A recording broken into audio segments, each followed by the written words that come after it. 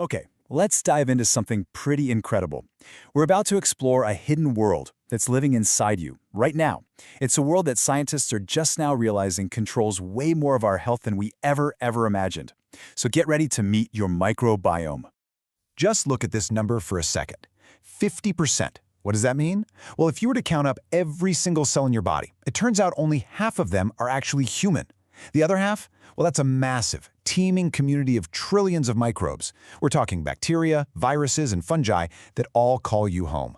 And that, of course, leads to a pretty mind-bending question.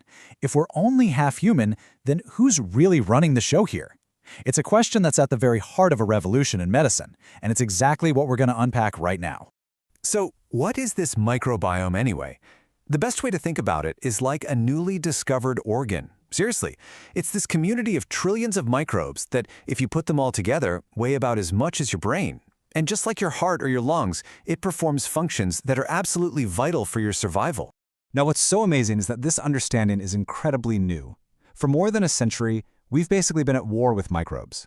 So what's happening right now is a complete 180, a total reversal in how we see the microscopic world. I mean, our thinking on this is completely flipped.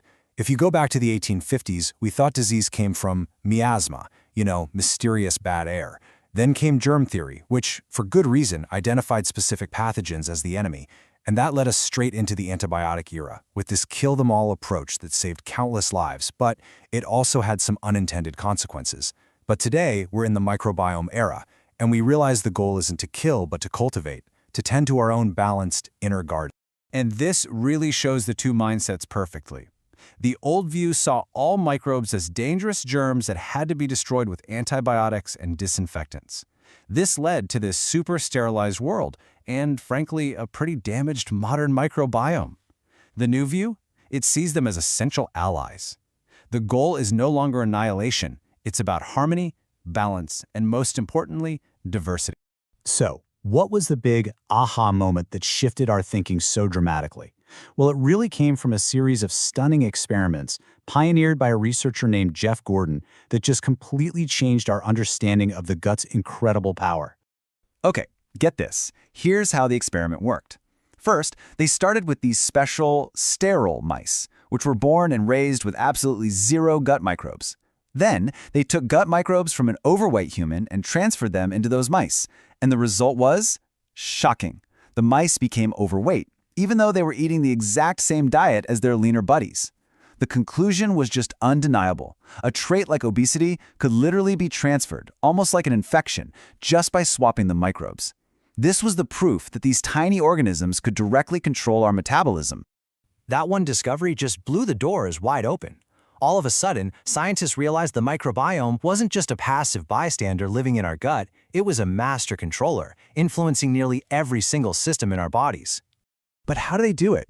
Well, Professor Tim Spector has the perfect metaphor. He says they're like tiny chemical factories.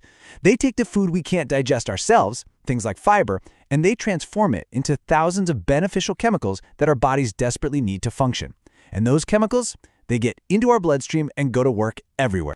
And their reach is just vast. We're not just talking about digestion here. They literally help train our immune system. They regulate our metabolism and weight. They help balance our hormones. They even produce chemicals that directly affect our mood and our brain health. They can influence which of our genes get turned on or off and play a huge role in keeping inflammation in check. It really is the centerpiece of human health.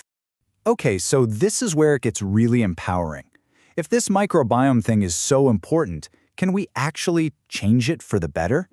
And the answer is a resounding yes. Think of yourself as the gardener of your own inner ecosystem. The number one goal, the absolute key, is biodiversity. Just like a healthy rainforest depends on having a huge variety of plants and animals, a healthy gut depends on a huge variety of different microbes. The more diversity you have, the more skills your little community has, the more resilient it is, and the more of those beneficial chemicals get produced. So how do we get that diversity? Well, it actually boils down to a few really simple, powerful rules. First, try to eat over 30 different types of plants every week. And that includes fruits, veggies, nuts, seeds, herbs, spices, the whole shebang. Second, eat the rainbow. Add in polyphenols, which are the amazing compounds that give foods like berries, dark chocolate, and red wine their bright colors. Third, try to have a little bit of fermented food every day, things like yogurt, kefir, or kimchi. And finally, and this is a big one, try to avoid ultra-processed foods because they can really harm your good microbe. So really, every single meal is an opportunity. It's a chance to tend to this incredible inner world. You've got trillions of allies inside you just waiting for you to feed them well. So your inner garden is waiting. How will you choose to grow it? Click the subscribe button to stay updated with VitalSpan Labs.